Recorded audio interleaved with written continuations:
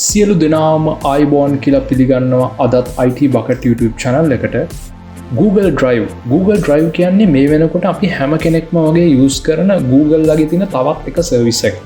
මේ Google Drive කියන service එක use කරලා අපිට පුළුවන් අපි එදිනෙදා කරන කටයුතු ඉතාමත් පහසුවෙන්ම සිද්ධ කරගන්න.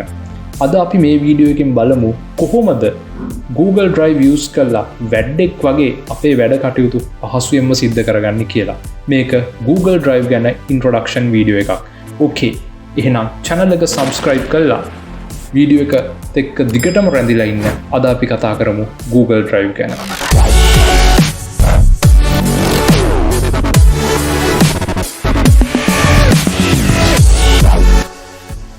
right.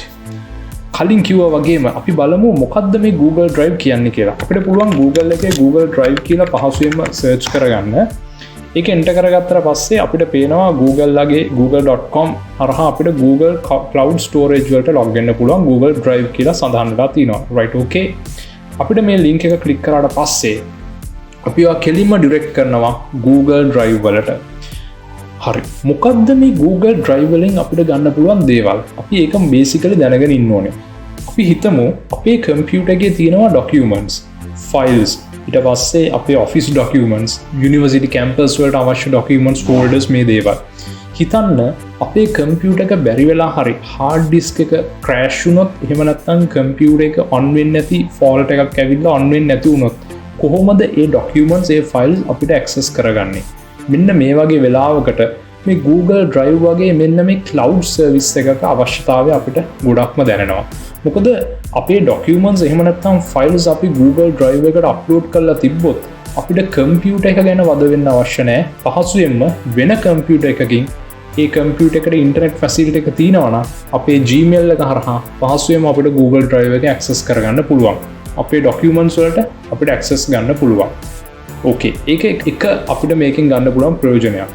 ඒ වගේම අනිත් කාරණාව තමයි තන්න අපිට යාළුවෙක්ට share කරගන්න ඕනේ ලොකු document එකක් තියෙනවා.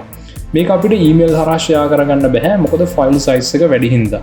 මේ වගේ වෙලාවකදී අපිට මෙන්න මේ Google Drive එකට ඒ අදාළ document එක upload කරලා ඒ document එකේ shareable link එක අදාළ කෙනාට send කරගන්න පුළුවන්. send කරන්න පුළුවන්. ඊට පස්සේ ඒ කෙනාට ඒ document එක ඒ link එක හරහා download කරගෙන බලන්න පුළුවන් හැකියාව තියෙනවා. මේ වගේ ප්‍රයෝජන කිහිපයක් මේ Google Drive හරහා අපිට ගන්න පුළුවන්. අපි බලමු කොහොමද Google Drive වලට log වෙන්නේ කියලා. ඕකේ. අපිට පුළුවන් Google එකේ Google Drive කියලා search කරාට පස්සේ මෙන්න මේ එන window එකේ මේ තියෙන Google Drive කියන එක click කරාට පස්සේ අපේ Gmail password එක use කරලා Google Drive වලට log වෙන්න. right. ඊට අමතරව මම දැන්ටමත් Gmail එකට log වෙලා තියෙන්නේ. ඒ හින්දා මම මේ window එක close කරගෙන මෙන්න මේ මෙතන අපිට පේනවා මෙතන තියෙනවා මෙන්න මේ Google search engine මෙන්න මේ window එකේ කෙළවරේම ඔයගලන්ට පේනවා ඇති මෙතන තියෙනවා මෙන්න මේ dots නවයක් Google Apps කියලා. මෙන්න මේ Google Apps වල මෙන්න මේ තියෙන Google Drive කියන එක click කළා අපිට පහසුවෙන්ම Google Drive එකට access කරන්න පුළුවන්.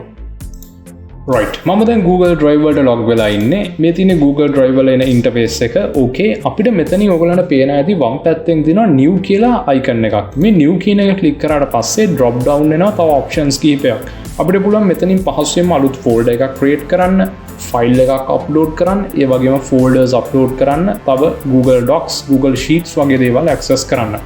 හරි.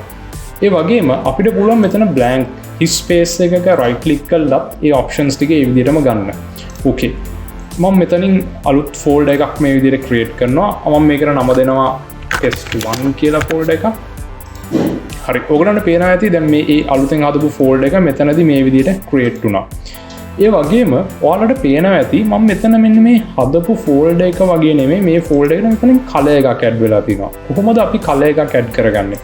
අපිට පුළුවන් ඒ අදාළ folder එකට right click කරාට පස්සේ මේ එන drop down එකේ change color කියන icon එක select කරලා මෙතනින් අපි කැමති color එකක් add කරගන්න. right. ඔයගලන්ට පේනවා ඇති අපි මේ විදිහට colors add කරගත්තොත් අපි ළඟ තියෙන හැම folder එකක්ම අපිට පහසුවෙන්ම අඳුර ගන්න පුළුවන් හැකියාව ලැබෙනවා.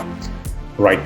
ඊට අමතරව අපිට පුළුවන් මේ folder එක double click කරලා ඒ folder එක ඇතුළට ගිහිල්ලා අපිට අවශ්‍ය files එහෙම ඒ folder එකට upload කරගන්න. okay. ඊට අමතරව මේ Google Drive කියන්නේ Google ලගේ මේ සර්විස් එක අපිට ෆ්‍රීලි දෙන්නේ GB 15යි. ඊට අමතරව අපිට තව ස්ටෝරේජ් වැඩි කරගන්න අවශ්‍ය නම් අපිට පුළුවන් මෙතන buy storage කියන එක ක්ලික් කරලා ඒ අදාළ පේමන්ට් එක කළා අපිට තව ස්ටෝරේජ් ඇඩ් කරගන්න.